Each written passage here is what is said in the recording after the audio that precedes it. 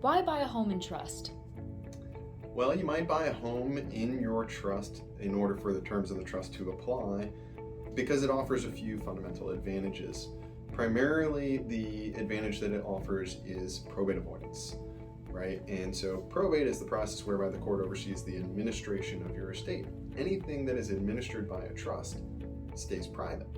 And so that's a tremendous advantage when you consider that your average probate in Virginia costs between $3,000 and $5,000 when you take into account attorney and court costs. And that doesn't take into account the amount of time that probate costs. So you save a significant amount of time and rigmarole for your loved ones by holding title to your property in a revocable living trust. Now, the revocable living trust offers a few other significant benefits, and the significant benefit that I want to talk about next is privacy. When it comes to intimate family details and money, that stuff is like catnip for journalists.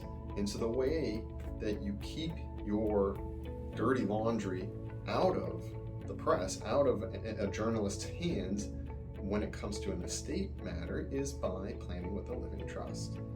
And so keeping things private is an act of dignity that you are giving to your family, and leaving your estate to your family through a living trust offers you that protection. So buying your home in the trust offers your family a degree of privacy that a will or a transfer on death deed do not afford.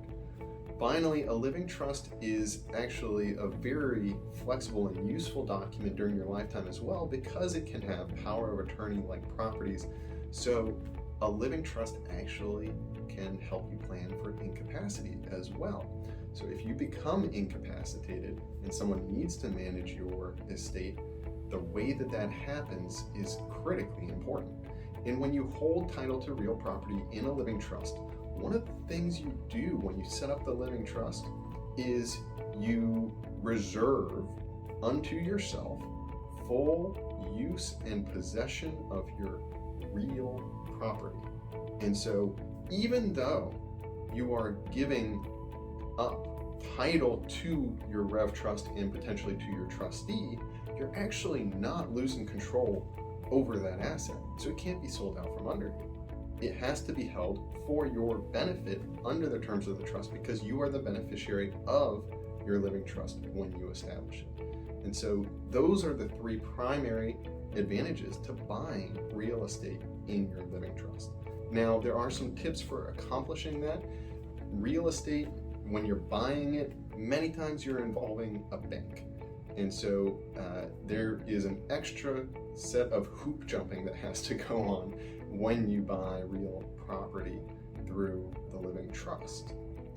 And so you just need to allow enough time to substantiate the trust and allow the bank to go through all of its internal processes in order to okay the transaction where you are buying it in your living trust.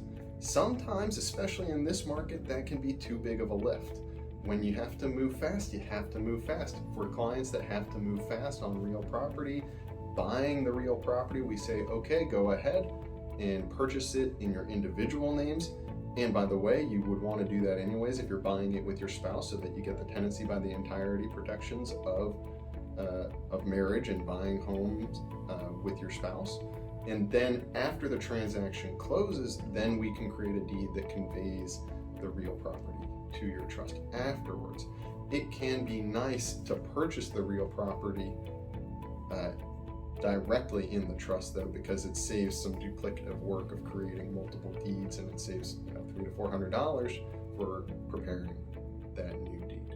So that's why you might buy your home in your